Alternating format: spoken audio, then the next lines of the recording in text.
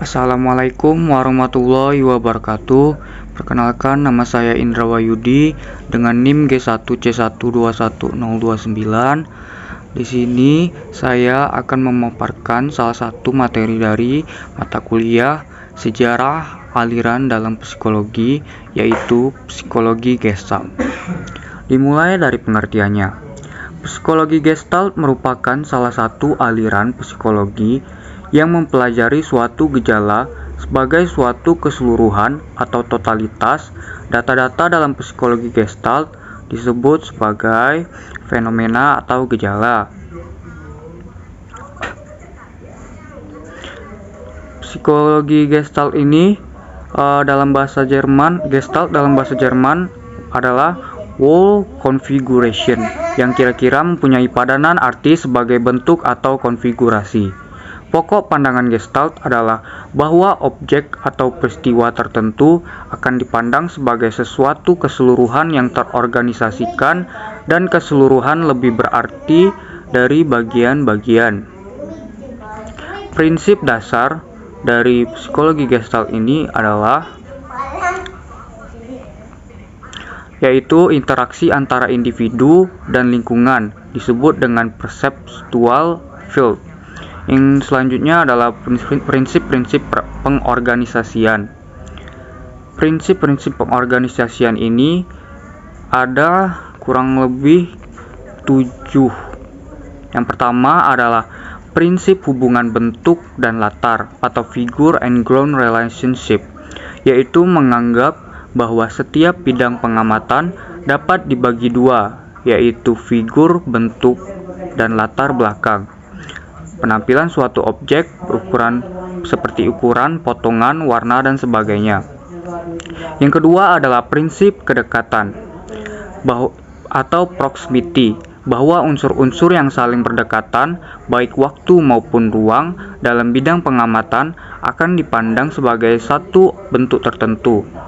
Yang ketiga adalah objective set, adalah organisasi berdasarkan mental set yang sudah terbentuk sebelumnya. Yang keempat adalah prinsip kesamaan atau similarity, bahwa sesuatu yang memiliki kesamaan cenderung akan dipandang sebagai suatu objek yang saling memiliki.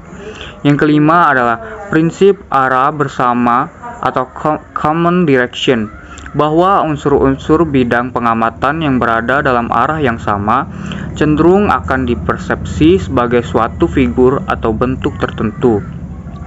Yang keenam adalah prinsip kesederhanaan atau simplicity, bahwa orang cenderung menata bidang pengamatannya bentuk yang sederhana, penampilan reguler, dan cenderung membentuk keseluruhan yang baik berdasarkan susunan simetris dan keteraturan. Dan yang terakhir adalah prinsip ketertutupan atau closure, bahwa orang cenderung akan mengisi kekosongan suatu pola objek atau pengamatan yang tidak lengkap. Dan yang selanjutnya yang akan saya bahas adalah tentang hukum-hukum belajar Gestalt. Hukum-hukumnya ada 4. Yang pertama adalah hukum keterdekatan, yang kedua hukum ketertutupan, yang ketiga hukum kesamaan, yang keempat hukum kontinuitas. Apa sih semuanya itu? Yang pertama, hukum kesamaan. Hukum kesamaan ini adalah bahwa hal-hal yang sama cenderung untuk membentuk Gestalt. Jika ada perangsang pengamatan penglihatan seperti itu, orang pada umumnya cenderung untuk mengamati melihat deretan mendatar sebagai kesatuan atau Gestalt. Yang kedua, hukum keterdekatan, bahwa hal-hal yang saling berdekatan cenderung untuk membentuk kesatuan Gestalt. Contoh gambar garis-garis ini: A garis B, C garis D, E garis F, G garis H, dan seperti yang lainnya akan diamati menjadi kesatuan atau Gestalt. Yang ketiga, hukum ketertutupan, bahwa hal-hal yang tertutup cenderung membentuk Gestalt.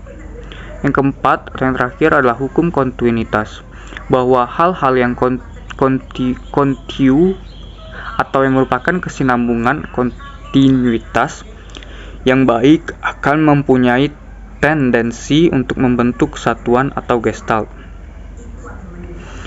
Selanjutnya yang dibahas adalah tentang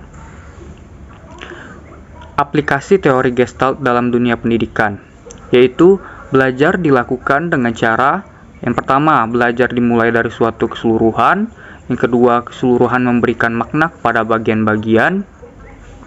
Yang ketiga, individuasi bagian-bagian dari keseluruhan. Dan yang terakhir adalah anak belajar dengan menggunakan pemahaman atau insight. Insight timbul melalui yang pertama kesanggupan, yang kedua pengalaman, yang ketiga taraf kompleksitas dari suatu situasi, yang keempat latihan, dan yang terakhir adalah trial atau error.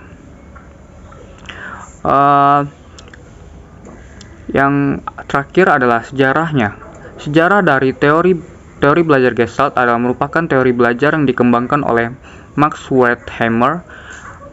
Max Wertheimer ini lahir pada tahun 1880 dan meninggal pada tahun 1943. Seorang yang dipandang sebagai pendiri dari psikologi Gestalt. Ia bekerja sama dengan dua temannya, yaitu Kurt Koffka dan Wolfgang Kohler.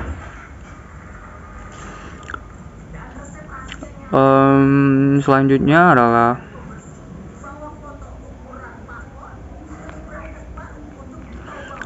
mungkin itu saja.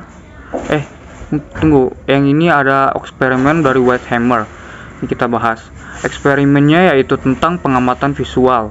Percobaannya dilakukan dengan cara memproyeksikan cahaya kepada layar dalam bentuk titik-titik cahaya yang dilakukan secara berurutan di hadapan sejumlah pengamat.